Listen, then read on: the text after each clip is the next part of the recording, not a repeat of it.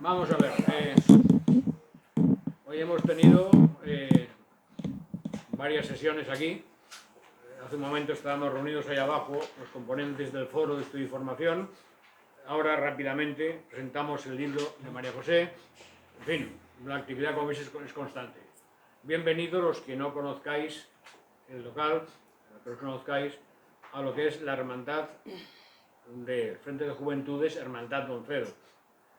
Nuestra hermandad está formada pues, por un grupo de asociados, algunos pertenecientes que han pertenecido en su época al Frente de Juventudes, concretamente en la época de la Acción Juvenil Española, otros simplemente pues, que están de acuerdo con nuestros planteamientos ideales básicos, y entonces pues, vamos trabajando con estas conferencias, clases, actividades, en fin.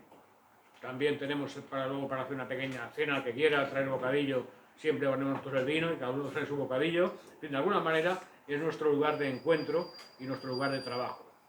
Hoy presentamos a una persona y a un libro que creo que es muy interesante. La persona es María José Ibáñez, muchos la conocéis, que se define como defensora de un feminismo equitativo. Es decir, no un feminismo de enfrentamiento, de dialéctica hombres-mujeres, sino realmente un feminismo de verdad, es decir, la defensa de los valores de la mujer, ¿no? María José Ibáñez es filóloga, ha sido profesora de instituto, pues con un servidor, durante muchos años, y además, evidentemente, pues está identificada con un planteamiento posantoniano que es el mismo que coincidía con Mercedes Fórmica, que es el libro que presentamos hoy. Concretamente es Mercedes Fórmica, retrato apasionado de una mujer valiente. Casualmente este mes, en uno de nuestros dos cuadernos, nosotros editamos dos periódicos, uno que es mensual, que es el Trocha, para antiguos afiliados de la Acción Juvenil Española, veteranos de la Acción Juvenil Española, y otro es el Lucero, que es el portavoz, digamos, más interno, de los más antiguos de la hermandad.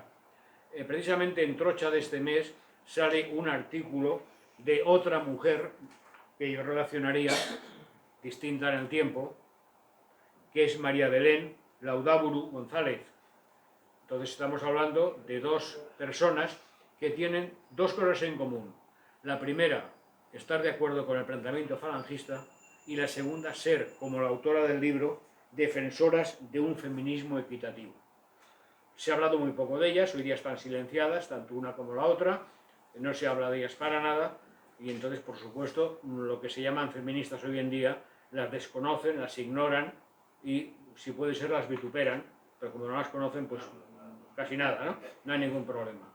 Creo que María José nos puede explicar ahora con un poquito más de detalle cuál es la visión que tuvo en su momento Mercedes Fórmica, que creo que es muy interesante, no solamente en su época, que también, sino de cara al momento que estamos viviendo nosotros. Repito, muchas gracias y tiene la palabra pues María José. Muchas gracias por la presentación y bueno, pues paso a comentaros un poco este libro que he disfrutado muchísimo escribiéndolo.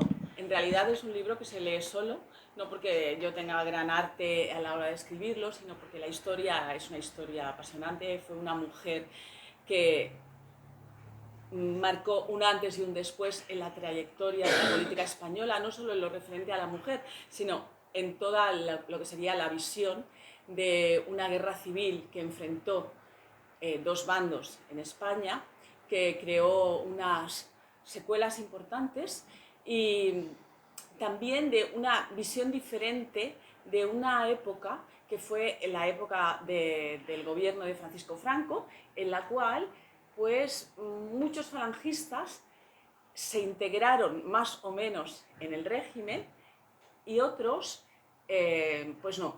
Y sin embargo también hubo muchísimos que no eran falangistas y se integraron en el régimen. Es decir, en palabras de Ángel Alcázar de Velasco, aparecieron de repente muchas camisas nuevas en personas mayores, ¿no? O sea, camisas viejas, nuevas en viejos y muchas camisas viejas en personas muy jóvenes, es decir, los arribistas. Fue una época en la que se podría haber dado realmente la batalla cultural y no se dio demasiado, se dio pero poquito.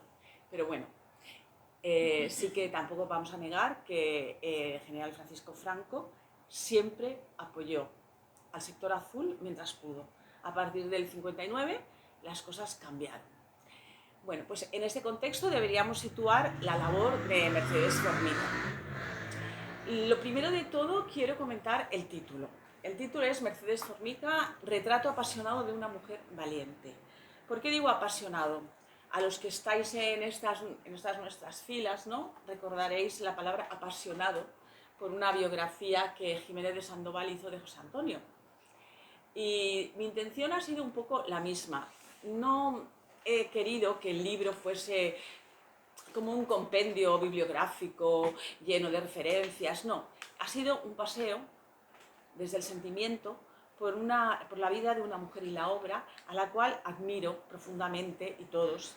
Y por eso apasionado.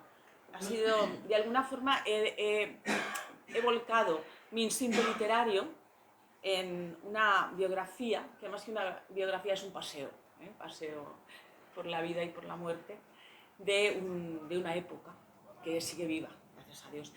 Dentro de poco será el 29 de octubre, y fue precisamente un 29 de octubre donde, en el momento en que Mercedes Formica escuchó el primer discurso de José Antonio en el Teatro de la Comedia, por la radio. Y fue en ese momento cuando quedó completamente enamorada, en el sentido ideológico de la palabra, de el contenido básico de su doctrina, que era ni más ni menos que llegar a una concordia, a un entendimiento, no a los enfrentamientos, sino avanzar, ¿no? Esas divisiones que siempre él detectó. Bueno, faltaba la última división. Si España había venido a menos por aquella triple división, yo diría que podríamos añadir que cuádruple ahora, ¿no? Que es el enfrentamiento de los sexos. Algo que Mercedes jamás admitió. Al contrario, ella creía que si la base de nuestro Estado es la familia, esa familia no podía ser un lugar tóxico en el cual el fuerte pudiese estar teniendo prerrogativas sobre el débil. Muy bien, entonces Mercedes es lo que la dedicatoria se la he dedicado esta obra a 3 hombres, que parezca mentira, a mi padre, que me dio la vida, al viejo soldado que me depositó en el lugar correcto y a mi editor, que me inspiró para seguir adelante. Son 3 hombres que me han puesto en esta vida en el sentido que yo quería darle a ella. Y por eso le he dedicado la obra a ellos. Sobre todo, pues mi editor no está aquí, Juan Antonio Llopart, porque está viajando. Mañana tenemos una conferencia en Zaragoza y no ha podido asistir. Bueno, el principio de la obra, os lo voy a leer, la dedicatoria que he hecho. Se lo tendría más bien que leer a todas las personajes que formaron parte del Ministerio de Igualdad, que parece que vinieron aquí a darnos lecciones de no sé qué. Entonces yo he puesto unas palabras de Beatriz Galindo, la latina, consejera y profesora de 5 reinas, entre ellas su mejor amiga Isabel la Católica, la reina. Y le dice, Beatriz Galindo le dice a la reina, ha de ser la reina piadosa, porque entre sus cometidos figuran los de madre, abogada y escudo, madre de su pueblo, abogada ante el rey, para evitar los excesivos impuestos o los castigos excesivos, y escudo de los menores frente a los mayores, para evitar que los grandes se coman a los pequeños, como ocurre entre los peces. La reina ha de recibir bajo su protección a los humildes labradores, los devotos oradores, los estudiosos maestros y doctores, viudas, huérfanos y pobres, sin amparo, si, como es obligación, quiere parecerse a la reina de los cielos. Creo que estas palabras de Beatriz Galindo ilustran perfectamente la labor que hizo Mercedes Formica. Ella realmente, solo hay que verla, su semblante, era un espejo de virtudes de la Santísima Virgen María, que al final es el símbolo, el icono, la forma que adquirió el ser de la mujer en nuestro mundo occidental. Ese ser femenino, esa mujer que fue la Madre de Dios.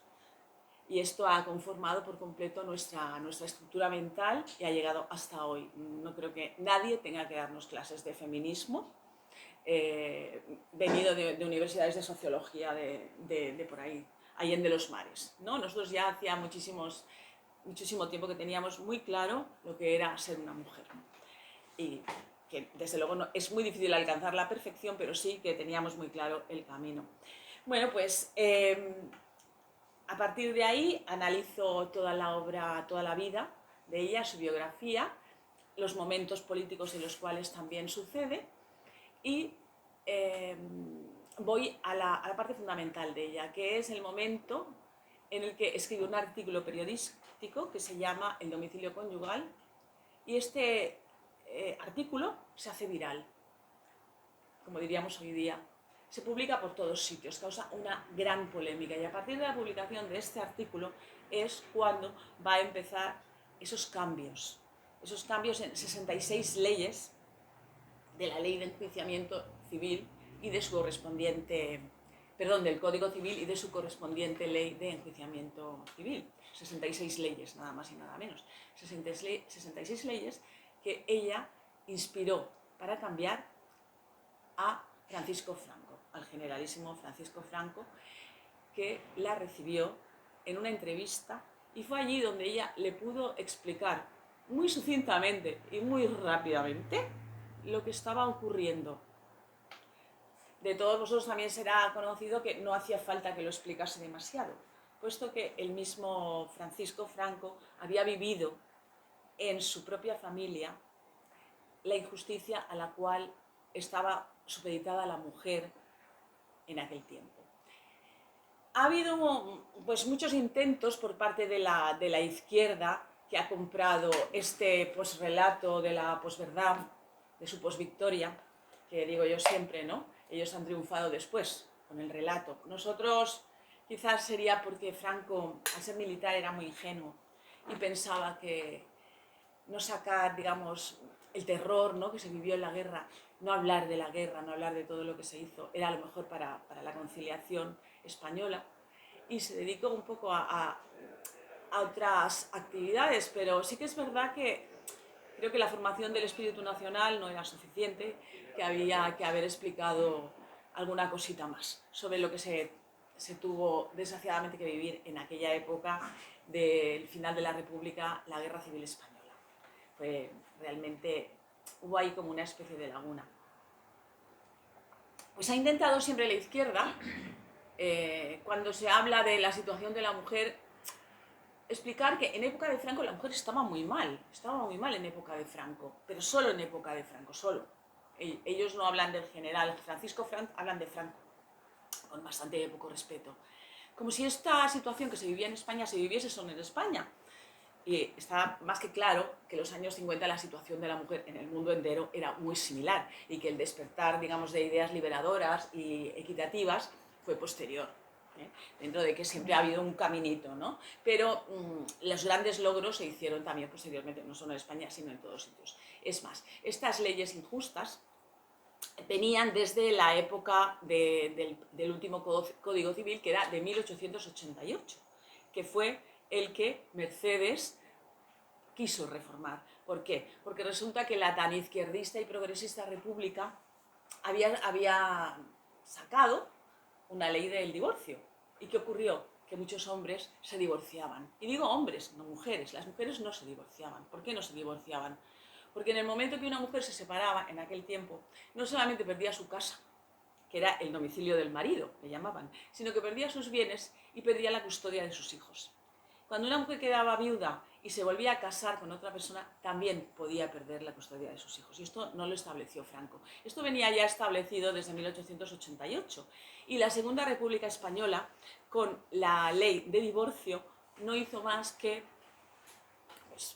recoger la resaca de toda aquella injusticia y hacerla muchísimo peor.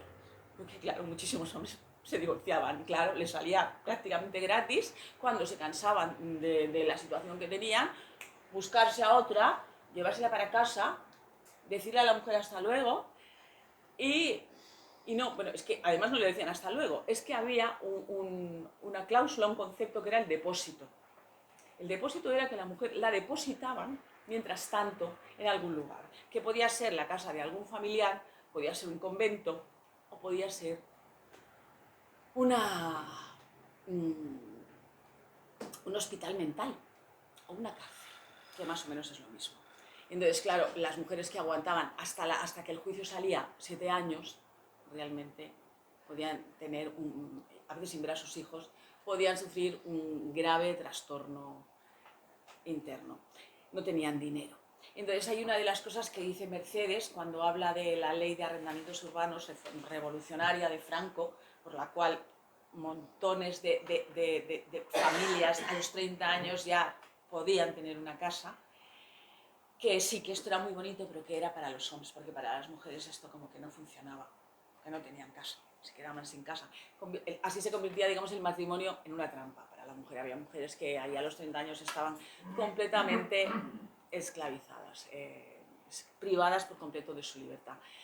Claro, todo el mundo dice, claro, ella reformó porque Franco lo hacía fatal, había unas leyes sobre eso. Pues no, no eran las leyes de Franco, eran las leyes de 1888 que la República tan de izquierdas y tan progre no quitó, sino que al introducir la ley del divorcio hizo que aquello fuese todavía más terrorífico para las mujeres.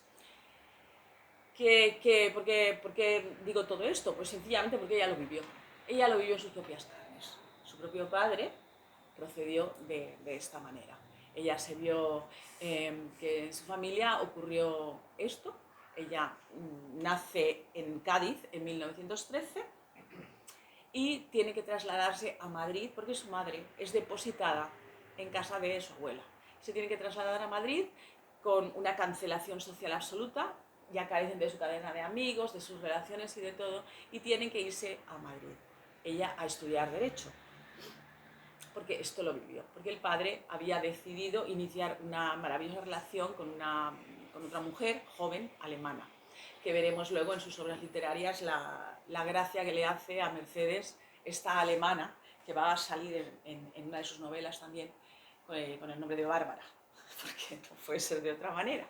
Y entonces, pues esto hizo que no solamente tuviesen que abandonar su ciudad, sino que las 4 hermanas tuviesen que separarse de su hermano. El hermano entró, se lo llevó el padre, lo internó en Gibraltar y ahí se quedó. Luego una de las hermanas murió y bueno, pues la familia quedó completamente destrozada y todas sus ilusiones también. Fue aquí donde se dio cuenta de la hipocresía de la República y su ley de divorcio y su progresismo.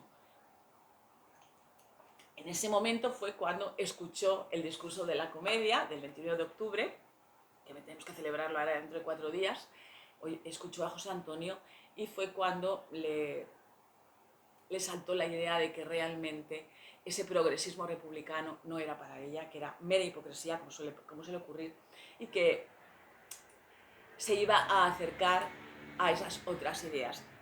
En aquel tiempo las mujeres no podían militar ni afiliarse a Falange Española, porque eran tiempos muy duros, las calles eran peligrosas, realmente peligrosas. Entonces no dejaban que las mujeres, había otro concepto, ¿no?, de lo que era la política y había muchos problemas en las calles, pero sí podían afiliarse al SEU, al Sindicato Español Universitario.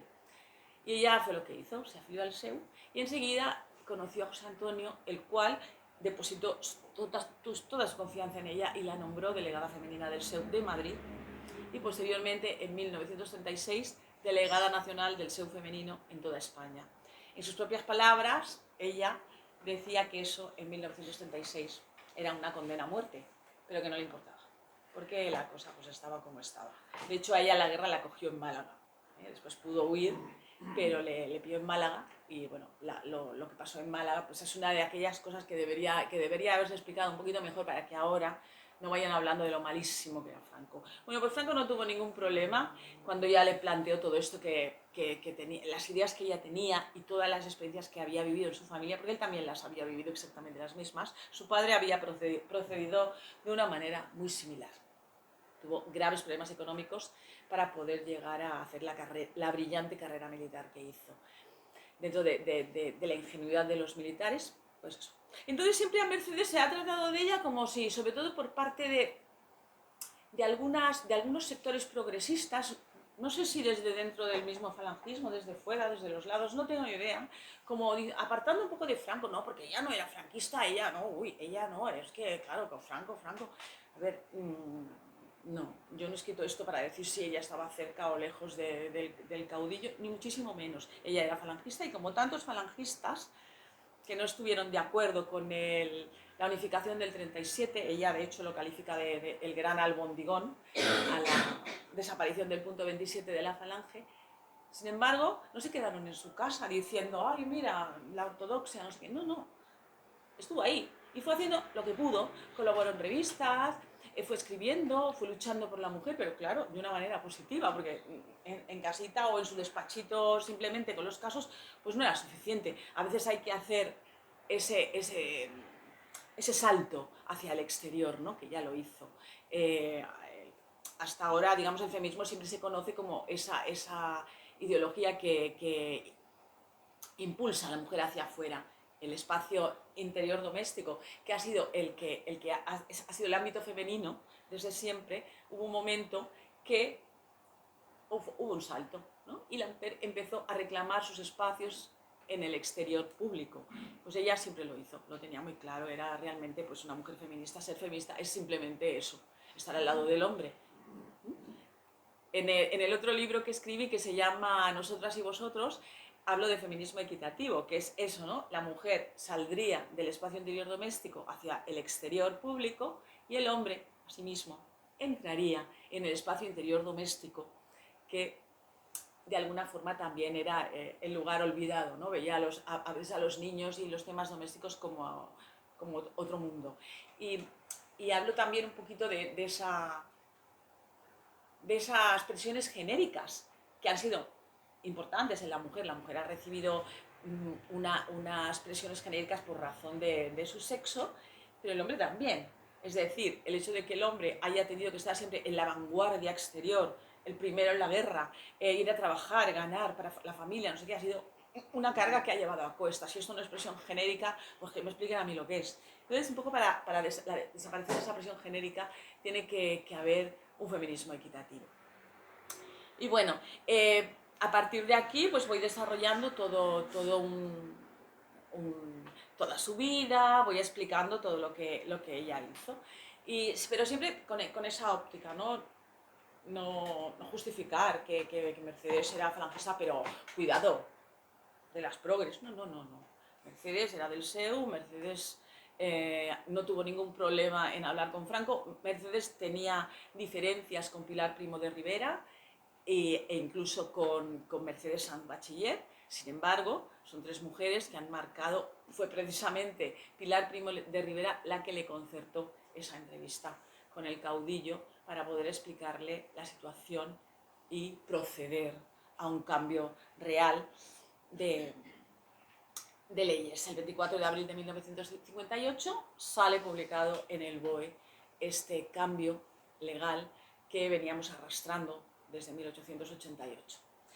Muy bien, pues entonces el libro está estructurado a partir de toda esta andadura, primero de su vida y de su obra, después de su labor como jurista y posteriormente en la segunda parte de su labor literaria.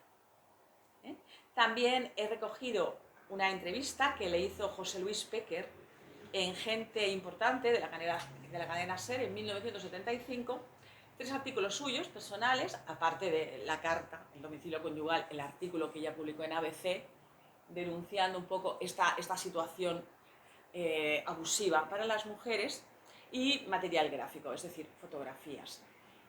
He intentado estructurarlo por temas concretos y no sin demasiada información, pero sí recreándome muchísimo en todas y cada una de las cosas que he dicho, porque no lo puedo evitar. Me gusta mucho su obra, me gustan mucho sus palabras, me gusta mucho esa época.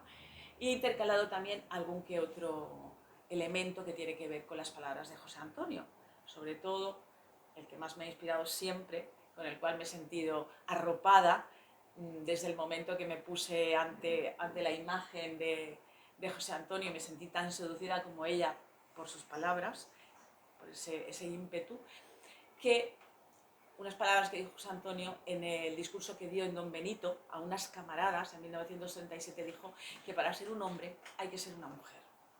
Porque en la mujer están las virtudes que caracterizan a los falangistas, que son la entrega, la abnegación, la fe, todos esos elementos tan femeninos.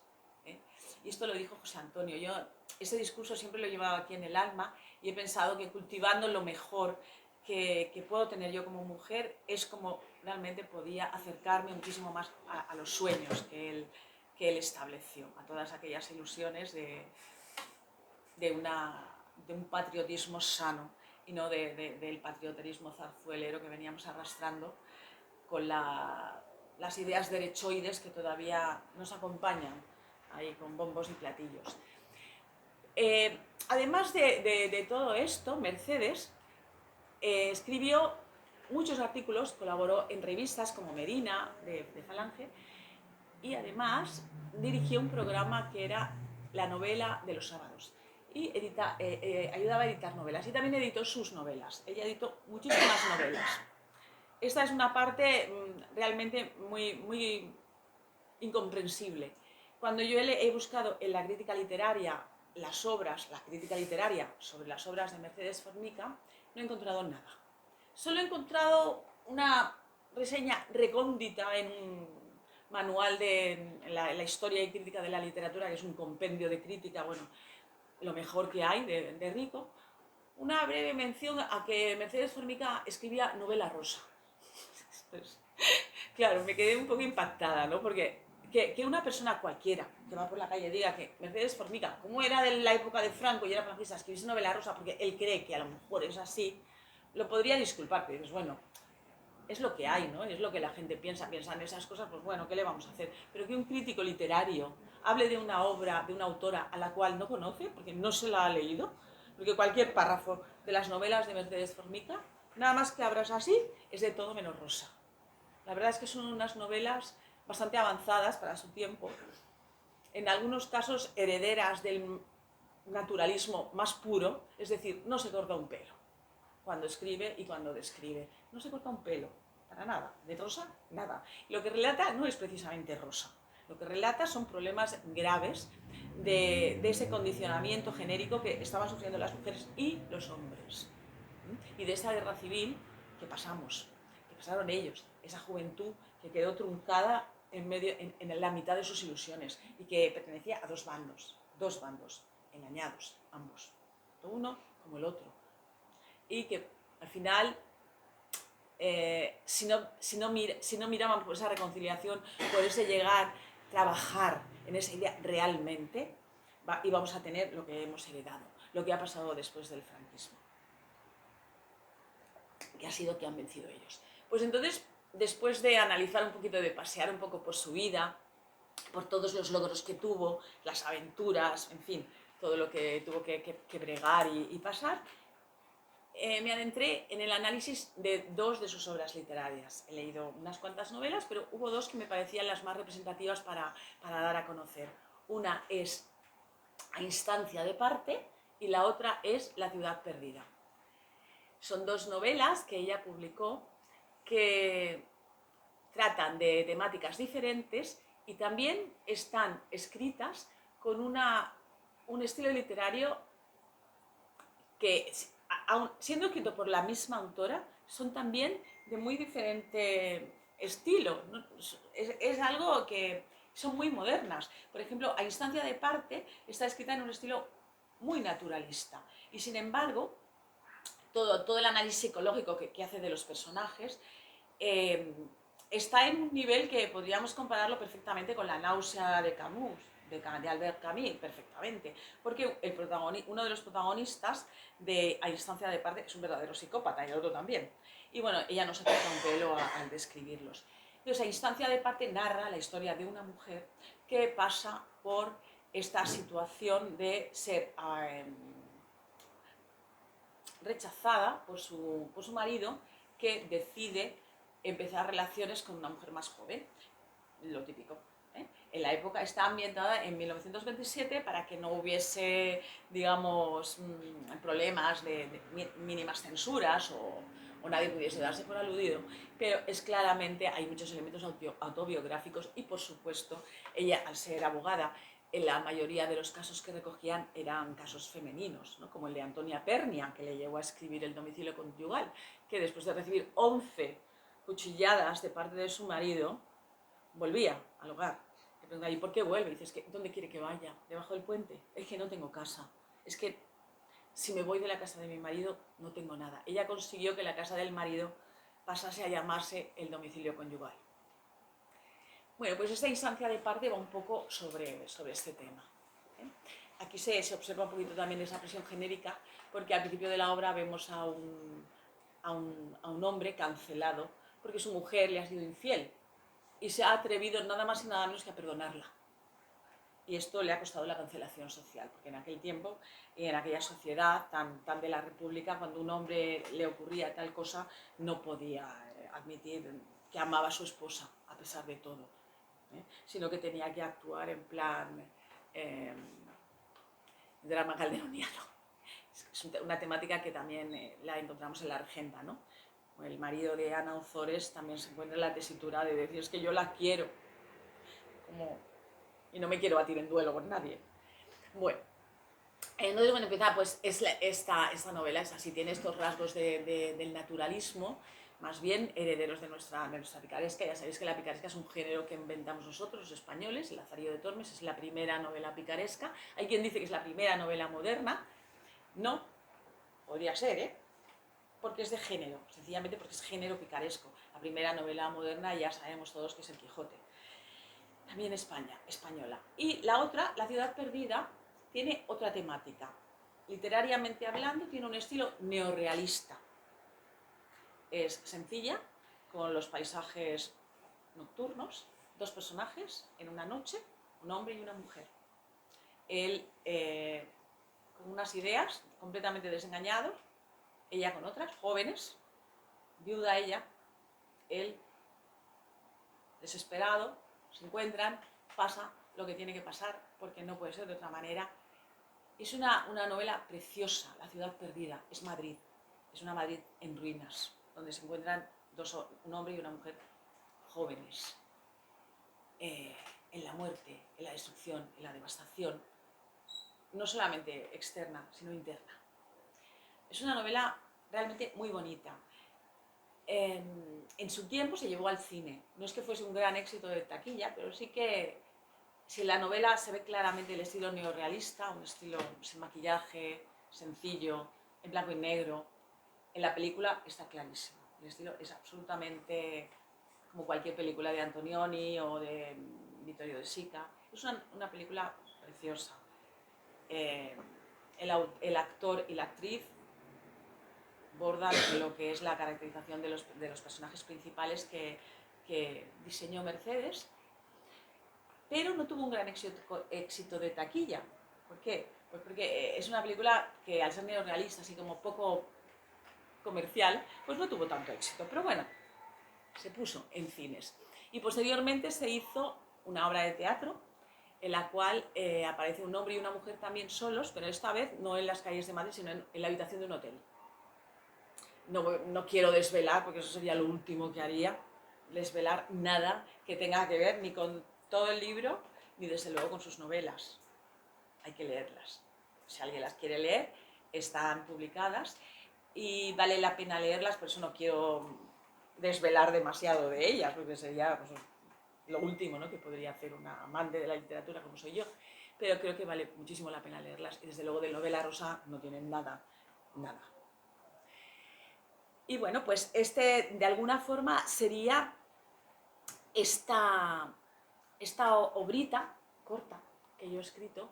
He disfrutado mucho escribiéndola y es una invitación a seguir conociéndola, a conocer su vida, a conocer su tiempo, a conocer todo el elenco de personajes que salen aquí, sus novelas, sus artículos, los artículos que ella escribe. Y creo que vale la pena poder seguir desenterrando todas esas mujeres que desde todos los tiempos, desde que España es España, desde yo qué sé, por citar Isabel la Católica, pasando por América, Sor Juana Inés de la Cruz y todas las mujeres que han estado ahí en la primera línea, la primerísima línea, luchando al lado de los hombres, o no, pero que han existido, que nada que ver con todas estas estudiantillas universitarias que han subido como la espuma a raíz de movimientos políticos absolutamente pasajeros, como se ha visto, y que lo único que han hecho ha sido meter la zarpa en lugares en los que no entendían nada, como puede ser la creación del lenguaje genérico, del lenguaje inclusivo, que de inclusivo no tiene nada, la ideología de género, todo el wokismo en las relaciones e ideológico que nos envuelve, cómo se han inmiscuido, ¿no?, en el derecho, creando la ley de violencia de género, que es absolutamente discriminatoria para el hombre y que es anticonstitucional e inhumana. Cómo han seguido avanzando con su desconocimiento no solo de la lengua, como ya lo he dicho, sino del derecho, en una ley que es la ley del solo sí es sí, que ha hecho que los violadores anden sueltos por ahí. Corría un meme por ahí que decía que Irene Montero, patrona de los violadores, Santa Irene Montero, patrona de los violadores, porque claro, le quitó, hizo todas las penas iguales. Entonces, claro, si todos son iguales, siempre se va a poner lo menos lesivo para el delincuente, porque así es el derecho.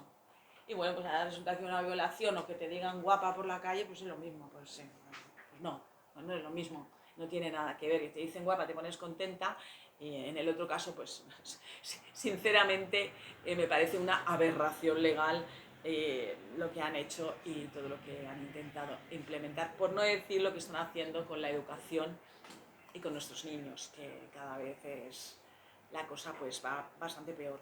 Si todas estas mujeres sanas, fuertes, valientes, inteligentes estuvieran aquí ahora, realmente no sé si les saldría algo de la boca, si les podrían decir algo o sencillamente no se lo creerían. Y bueno, pues hasta aquí un poquito yo he hablado ya. Si queréis preguntar, comentar, estoy a vuestra disposición. Espero que todos adquiráis el libro, porque de verdad que vale la pena, se lee solo, no porque, ya lo vuelvo a repetir, no porque yo tenga un gran arte de escritura, sino porque es que la vida de Mercedes es sencillamente apasionante, es preciosa. Bueno, pues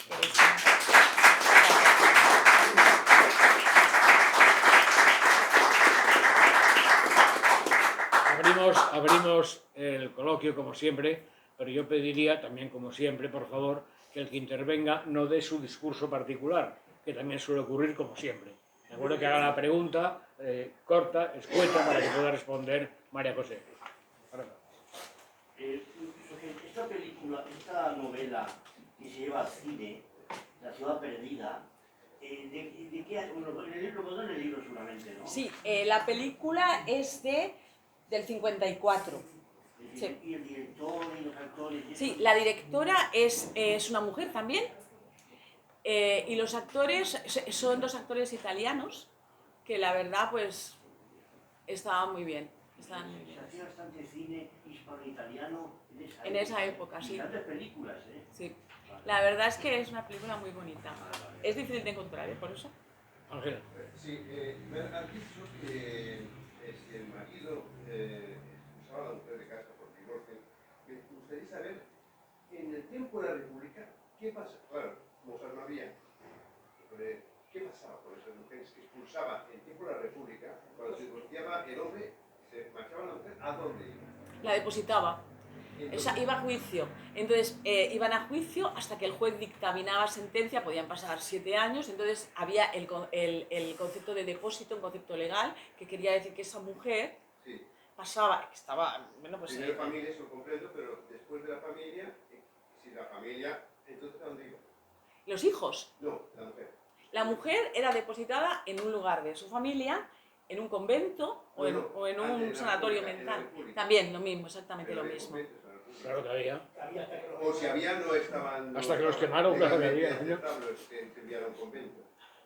El tipo de la República sí. no era posible enviarla a un convento porque la República era laica, no podíamos obligarla a un convento. Sí. ¿Lo hacían igual? Sí. La depositaban en cualquier lugar. Porque es que precisamente este problema se estalló sobre todo en la República progresista. Porque claro, como había divorcio, Sí. pues entonces esos hombres empezaban, pues mira, me voy a divorciar. Y claro, qué bien, ¿no? Pues echaban a la mujer a los hijos Sí. y ellos vivían la Dolce Vita de nuevo, empezaban uy, mira qué bien, me parece algo absolutamente inmoral, pero era así. Hoy día, por ejemplo, esto no sucede de la misma manera. Primero porque tenemos otra mentalidad y después porque si un señor se casa de la esposa y decide buscarse un amante joven, bueno, pues ya sabe que se tiene que ir de la casa o búsqueda compartida y compartir, en fin, pues lo normal y esto, cada cual que haga lo que quiera pero que pague, ¿no? O sea, O sea que no había un lugar concreto, o sea que la mujer es expulsada, tiene que ir con su no. familia. O sea, no iban a la cárcel directamente, iban a diferentes cárceles. Una podía ser depositada en un lugar de la familia, las que no tenían familia pudiente y no tenían nada iban a la calle, debajo del puente. A la calle. Pues claro, ¿qué iban a hacer si no había dónde ir? Debajo del puente. Sí, sí. Claro, en la época de Franco ya no había divorcio, había separación. Entonces, claro, la cosa que se calma un poco, pero al haber establecido una ley de divorcio, pues claro, ¿a quién favorecía la ley de divorcio? Al fuerte. ¿Y contra quién atentaba? Contra la mujer y los niños, que se metían en el peor drama que puede existir a un ser humano, que es, o sea, no solamente quedarse sin su padre, sino además quedarse sin su casa, y fuera de su ámbito, y sin dinero.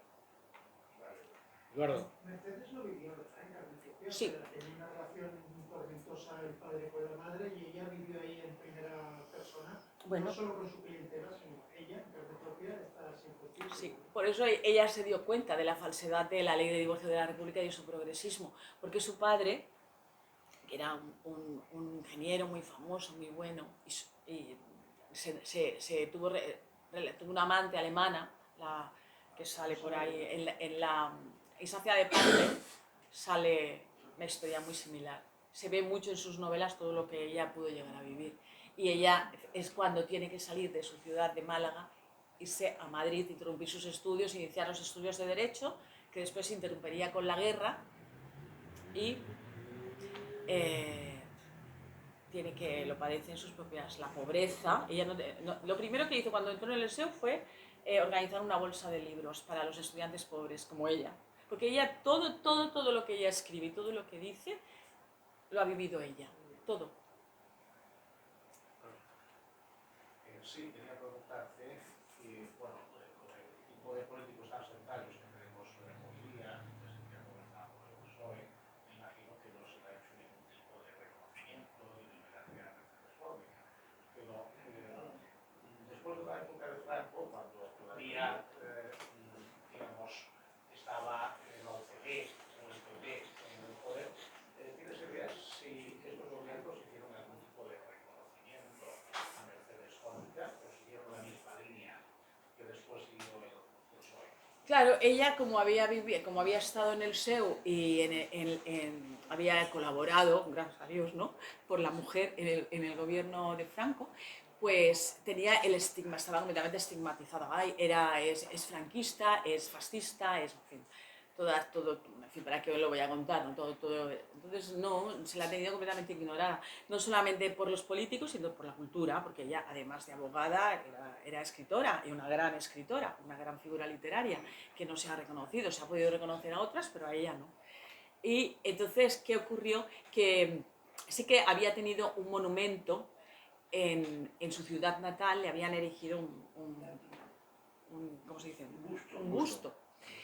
Pero lo quitaron y lo metieron por ahí en un almacén y tal. Y fue Manuela Carmena, precisamente, en Madrid, que le dedicó una calle, porque dijo que sí que realmente ella no era tan franquista, es que ella había hecho cosas por la mujer y era...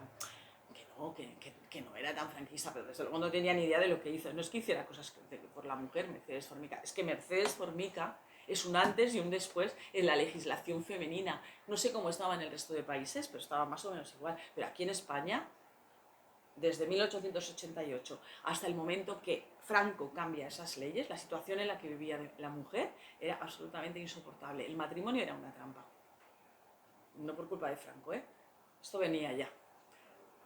Pero claro, hablan de ella como sí, es que ella era franquista, pero era progre, cuidado. No, a ver, no era progre, falangista, muy falangista y requete falangista. Bueno, tú has comentado de que en aquella época a la mujer la echaban a la calle y te espabilarás. En estos momentos, me parece a mí que hay la ley del péndulo. Hay una película del Gere y de la Roberts que le dice, es que no me acuerdo el título de la película, eso que me encanta, que le dice él a ella, a la chica, le dice: mi ex está con mi ex coche, con mi ex casa y tal. Y está pasando eso, o sea, con un alto porcentaje de denuncias falsas. A los padres les están apartando de sus hijos y apartando de su mundo. Y puedo decir, porque por motivos profesionales lo conozco, que hay un alto porcentaje de denuncias falsas. Es decir, la ley del péndulo. Hemos pasado del Código 88 aquí. Sí. Nada más era hacer esto, comentar. Tienes toda la razón. Hoy día, o sea, cualquier palabra de una mujer contra la palabra de un hombre es una prueba que hace que el hombre sea apartado de sus hijos, de su casa, de todo. Hace unos años, cuando un matrimonio se separaba, se solía dar la custodia a la mujer, la guarda custodia a la mujer, y el hombre pues entraba y salía. Bueno, era una situación un poco injusta. Después se establecieron las custodias compartidas, que si se cumplen, pues están muy bien, pero hemos pasado ahora a esto, o sea, que esto ha hecho que muchísimos, toda la ideología de género, este neofeminismo, ha fastidiado completamente las relaciones de los chicos y las chicas. Va habiendo muchos problemas, porque claro, cuanta más incultura hay de alguna forma, porque esa incultura es la que ellos necesitan para poder depositar ahí toda esa toxicidad que necesitan para lograr pues lo que quieren lograr, ¿no? Personas... Y se están produciendo un alto crecimiento de misógenos por esa culpa. No sé si o sea, porque el hombre se ve arrinconado, apartado, castigado y machacado por una denuncia falsa. Pues es por eso ha aumentado el odio al hombre. Fernando. Sí. No, solo una observación. Ya muy bien has dicho que la lamentable situación de la mujer no viene de la época de Franco, viene del Código Civil del 24 de julio del 84. Pero es que a su vez, nuestro Código Civil es un copia y pega en buena parte del Código de Napoleón, que sirvió de modelo a muchos códigos civiles, no solo de Europa, sino también de Hispanoamérica. Bueno, pues el Código Civil de Napoleón, el que intervino en su redacción, en la comisión que redactaba el propio Napoleón, porque intervino en persona, era muy liberal en muchas cosas. En materia patrimonial, por tanto, era muy liberal. Pero en materia de derecho de familia, llegó a afirmar con palabras textuales que la naturaleza ha hecho de nuestras mujeres nuestras esclavas. Esto, el liberal Napoleón. Madre mía, me recuerda... No, lo digo porque es el modelo, el espejo que sirvió para otros muchos códigos civiles, no solo de Europa, sino de Hispanoamérica. Es una cosa extraña, porque precisamente para nosotros, ¿no? Ajena y extraña para nuestra cultura hispánica, ¿no? En el cual la mujer siempre la hemos tenido en el pedestal que se merece. En España es uno de los pocos países en que la mujer al casarse no pierde el apellido. Por ejemplo, en otros muchos países sí lo pierden. En los países anglosajones, Claro, la gran civilización. Sí. ¿Alguna cosa más? Sí. Sí, perdona, si no, no te veo. Te quería hacer una pregunta con relación también a tus otros libros, pero en concreto los prólogos que has realizado en la biografía en los libros que editó Fides, donde se recogían los documentos de Mercedes Sanz Bachiller, que lo has mencionado, y también de Trinidad de Delma Ramos, Sí. que has hecho de los dos el prólogo, que se unen también con esta figura en un momento histórico, las tres a la vez. Sí. ¿Estuvieron en contacto, trabajaron juntas, aunque tuvieran algunas diferencias? eran, bueno, las tres grandes mujeres, las tres distintas y las tres grandes, admirables mujeres. Mercedes Sanz Bachiller, ya sabéis que era la esposa de Onésimo Redondo, que lo asesinaron delante de ella y de sus hijos, ella estaba embarazada y bueno, la viuda de Onésimo dijo que ya no se iba a pasar la vida llorando. Entonces creó el auxilio de invierno para que a ningún niño de España durante la Guerra Civil le faltara la comida. Del auxilio de invierno pasó al auxilio social y es muy bonito porque en el emblema del auxilio social se ve un águila con un pan entre las garras, ¿no? Lo cual dice mucho de ese pragmatismo de la mujer, ¿no? Las mujeres no somos iguales que los hombres, somos diferentes. Es muy bonito la guerra. Menos mal. Menos mal. La guerra está ahí y no es, en fin, imposible, no va a desaparecer nunca, porque el mundo tiene esas dinámicas y esas dialécticas, ¿no? Pero la mujer siempre va a ver no solamente el más allá, sino también el más acá, que los niños pasan hambre. Y bueno, una mujer impresionante. Y luego la hermana de Ramiro Ledesma, que también fue asesinado en la Guerra Civil, Trinidad, pues se dedicó al periodismo, también fue profesora y siguió. Y Pilar Primo de Rivera, por supuesto, la creadora de la sección femenina, tuvo un enfoque del feminismo diferente de Mercedes. Mercedes era jurista, Bachiller era empresaria, porque ella, yo no sé si en 2 años, yo no sé cuántos edificios hizo levantar a la Falange, como mando de Falange, para sus comedores del auxilio social, era una inmobiliaria andante. Y después está Pilar Primo de Rivera, que crea la sección femenina para ayudar en la cohesión social de la mujer de la época. De alguna manera, integrar a las mujeres en la sociedad. Y su función era ayudar en todos los ámbitos sociales en donde la mujer podía estar pasando una situación de ignorancia, de soledad, de abandono, de desamparo. Y bueno, pues iba por los pueblos enseñando a las mujeres después de una guerra, pues prácticamente a todo, desde a cocinar hasta a hacerle las trenzas a sus niñas y a lo que sea. Es decir, a devolver a las mujeres la dignidad femenina, que tan importante es. Incluso a relacionarse con sus parejas, porque claro, pensemos que la España de antes no es la España de ahora, y los hombres tampoco se comportaban había unas dinámicas de comportamiento muy diferentes a las actuales. Entonces, de alguna manera, Pilar Primo de Rivera, que venía pues hermana de José Antonio y de una clase elevada, pues era la que les enseñaba a estas mujeres una serie de límites, de barreras para decir esto es la dignidad femenina y más allá de esto no existe y esto no lo puedes consentir. Y bueno, pues a crear una sociedad elegante que fuese hacia arriba y a dignificar al ser humano, al hombre y a la mujer. Y eso es la sección femenina. Paco. Yo ya me he leído tu libro Oye, bien, y tengo que felicitarte, ¿te ha gustado? porque resulta que tocas 2 cosas, 2 temas que para mí son importantísimos. Uno, el de la oportunidad, el tema de que hoy tiene gran mérito el lanzar a la opinión pública un libro que reivindica una actuación ejemplar de una mujer ejemplar. Y en cuanto al contenido, es un contenido trascendente, porque es ni más ni menos que el desarrollo de unos principios ideológicos plasmados en unas leyes.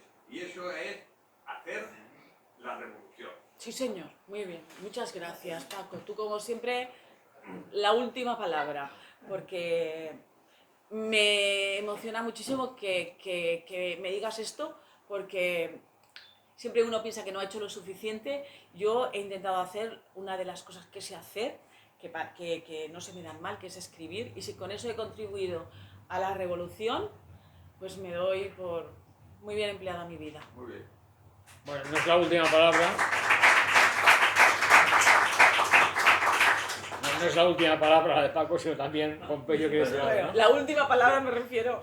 Yo no quería meterme en el libro, no lo conozco todavía, pero sí que quería hacer una sugerencia.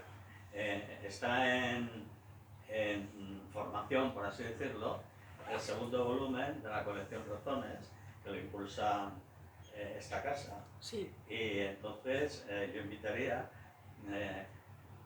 ¿por qué no? O sea, traslado a los promotores del foro que inviten a María José Ibáñez a ser una de las escritoras del segundo volumen de la colección de Razones. Pues me parece muy bien. Quedas invitada. Encantada. Qué estupendo. Encantada. De hecho, estoy ahora... El coordinador es aquel señor del fondo, que es un tal Eduardo, que está por allí. Eduardo, yo, hombre, lo conozco. Estoy dándome paseitos por un libro muy bonito que tenía mi editor, Leopard, sobre la sección femenina. Estoy con Trinidad Ledesma. También estoy con Eva Perón. Ahora son mis amigas, tengo un grupo. Y ahora voy a entrar aquí con los señores, con los chicos del Frente de Juventudes. Y bueno, pues yo siempre me voy dando paseitos por aquellos lugares que amo. Y de ahí pues escribo, porque es lo que sé hacer. Lo único que se me da bastante bien.